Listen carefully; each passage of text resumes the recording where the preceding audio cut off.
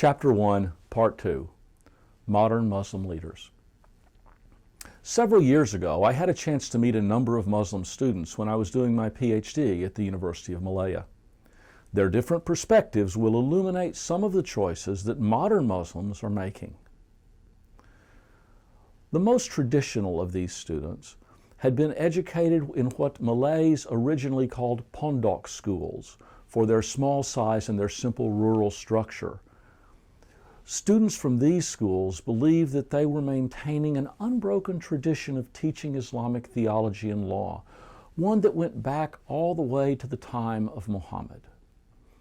They saw no contradiction in Malay culture and ethnic pride, and an understanding of Islam that had been broadly shaped by centuries of encounters with a variety of other cultures and religions. Theirs was a broad orthodoxy, with room for both variation and acceptance of non-Muslim cultures that had surrounded them for centuries.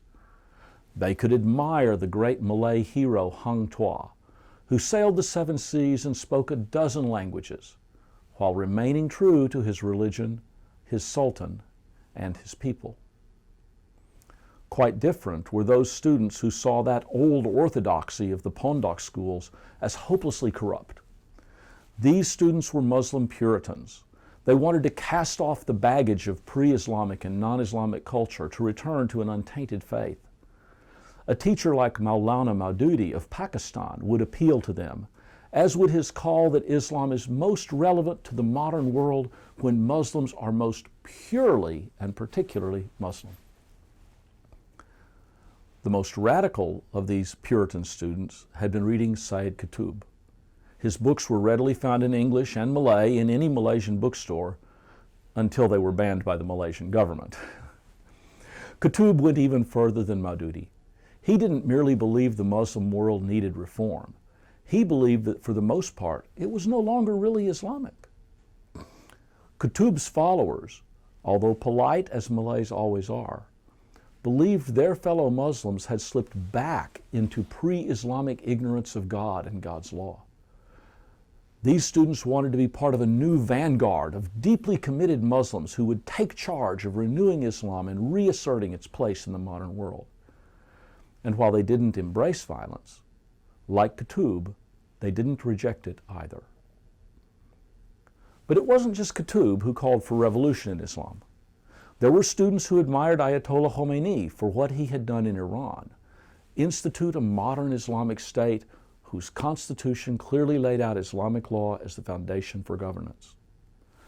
By the 1990s, students knew that his revolution had shortcomings, but at least in their eyes, it was uncompromising in its embrace of divine law as the basis of human society. And that was what they wanted for their country, an Islamic state. Now, most common among the students I encountered were those less interested in political revolution than ways of keeping the integrity of their faith while being part of a modern university. The writings of Fazlur Rahman had a particular appeal for them. His concept of the Islamization of knowledge was being rapidly adopted across universities in Malaya.